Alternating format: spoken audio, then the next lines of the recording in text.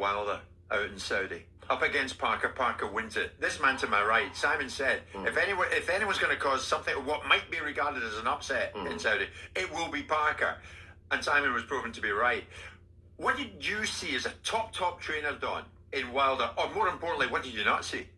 Well, I'm in shock like everybody else, I'll be quite frank. You know, I was sitting there, watched the whole fight. And I was in shock, and I'm still in shock about it. But you could say somebody had an off night. Well, to that degree where they couldn't throw a jab. The most common shot in boxing. That's the first thing you're taught. Alarming. Yeah. Are we going to see him again? Well, I would like to. Come on. He's good for the sport. I'm not writing this guy off, you know. Talk about underperforming. His mindset. Well, Joseph Parker and Andy Lee, have to commend them, had a lot to do with that. If you was to hedge your bets, Don, and you've been experienced and around a lot of fighters, and you've seen fighters at the beginning of their careers, in the middle, and at the right at the back end. If you had to hedge your bets on where Deontay Wilder is right now, would you say that he looks like a shot force, a spent force, as opposed to saying it was a bad night? Because where I'm at, looking as an ex-fighter, I'm looking at it going, the fight has left him. There's no fight left in him. I think that Father Time waits for no one. I think it's too premature to come to that conclusion, in my opinion, that he's a shot fighter. I don't believe he's a shot fighter. He needs to go and do some soul searching. And if he still wants to participate in boxing, then I think he should be given the opportunity to redeem himself. I think that's the problem, though. Him going to those retreats probably hasn't helped him. Well, you know, look, if he came out and pulled the trigger and knocked out Parker, those retreats would be saying was brilliant. But he didn't. He didn't. And you're looking at it as a fighter. You're looking as a trainer. What else can you describe him as? That was a very poor. It was shocking, Simon. It was shocking. Right, what I'm saying. Everyone would want that fight. Your boy would want that fight. He took it for granted that he's going to come out. Like he says, you have to stay perfect for 12 rounds. I'm afraid Parker and Andy Lee had the most beautiful game plan, executed it. Parker became the puncher in that fight. Those are the words of Don Charles as he responds to Deontay the Bronze Bomber Wilder with some very interesting points. Okay. He mentioned soul searching. Shout out to Talk Sport. And these guys, of course, countered with, well, that's the problem. He did the ayahuasca, not the retreat. He did the ayahuasca, okay? AJ did the retreat, okay? So retreat, ayahuasca, retreat, probably the same thing, whatever. What do you want from me? But they were saying, well, hey, that's probably the problem, enough soul searching. I mean, that's exactly what I thought about when they did say that. But I did like how Don Charles responded because like everyone said, and I think this is what people misconstrued about Deontay Wilder, which is totally unfair.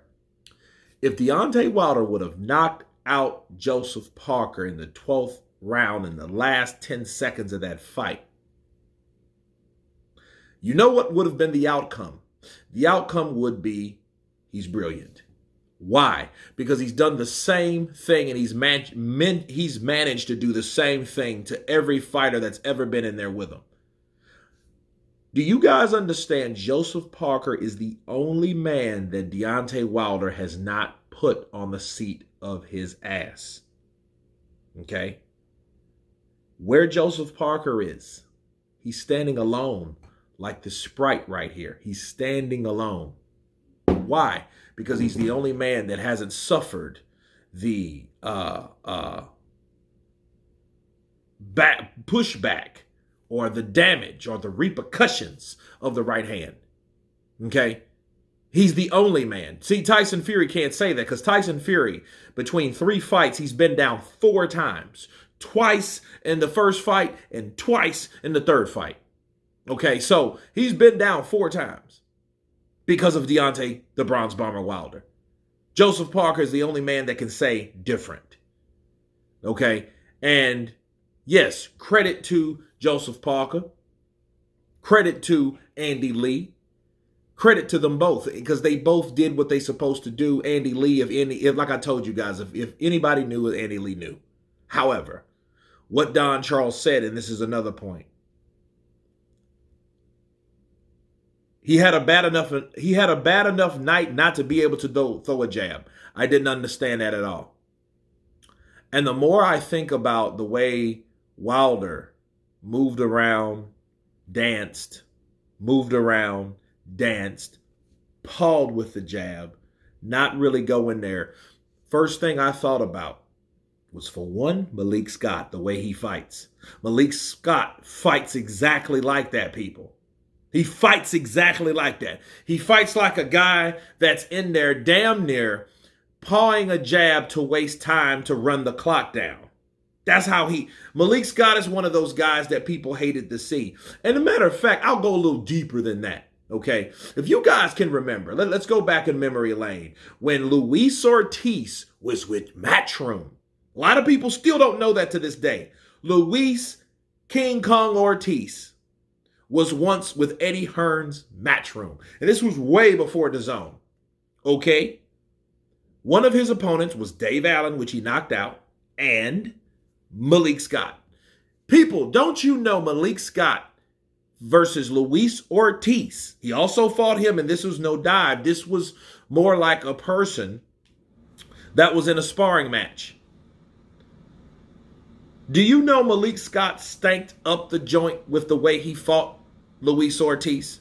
He was just kind of moving and moving and jabbing and moving. And then Ortiz had to come to Malik Scott, and Malik Scott had no counter. He had no answer. It was almost like, you know how Bivol had his last fight where, what was it? It wasn't Zaro Ellis. It was, I forget the guy's name that he fought. But it stunk. It was the worst fight on the card for excitement purposes. It was terrible. Malik Scott fought exactly like that. He was a guy that did not want to engage, a guy that really just showed up to get a check. And in fact, Malik Scott could be the reason, based on that performance, is the reason why Eddie Hearn no longer wanted Luis Ortiz as a fighter. Now, I believe there's way more to it than that. Right? But understand, it was a situation where I think a lot of that dealt with the performance of Malik Scott not wanting to engage. Deontay Wilder, saying all that to say this, Deontay Wilder fought the exact same way. He pawed with the jab. He was almost like he was unsure of what to do. He looked like he was overtrained, like he's done too many of the same things in training that never meant to anything. It was a basic one step or lack of steps on how you execute a jab. He didn't even stiff the jab at Joseph Parker. And since he didn't establish a jab, Joseph Parker was actually able, coming from when Wilder would move to his left, okay, there's the overhand right, because Joseph Parker, okay, had a good enough footwork and fast enough speed to throw that overhand right because there was nothing coming back at him. Okay? That right eye is supposed to have been bap with the jab of Wilder having, 84-inch reach? This man's supposed to have been able to pepper Joseph Parker with that jab. You know what I mean? Or if he didn't pepper the jab, he at least should have threw away a lot of jabs to land a right hand. There you go. Right hand follows. Okay, jab, bow, right hand. Like he normally did, like he's accustomed to doing. That's his expertise. I'm going to get you out. I'm going to set up my shot. I'm going to aim it, and I'm going to fire. Okay? That's exactly what he should have done, and he did not do that. He pawed around like Malik Scott. So back to Don Charles, people. I know this is getting lengthy. I'm wrapping it up. Don Charles asked the best question. Did he have an off enough night not to be able to throw a jab? And the question is, no. And what Don Charles is really getting at is maybe Deontay Wilder. And I hate to say it, okay? This is what I'm assuming. This is what I'm extracting from what Don Charles is saying. Maybe he needs somebody else. Maybe he needs somebody that comes in to finish or to fix this tentative Malik Scott boxer-like style that he has. Because it's the only thing that we see is Deontay Wilder trying to emulate what Malik Scott did in his career. But you guys tell me what you think of Don Charles and his take on Talk Sports of Deontay Wilder losing to Joseph Parker. Of course, please subscribe. And you guys been Counterpunch. Peace!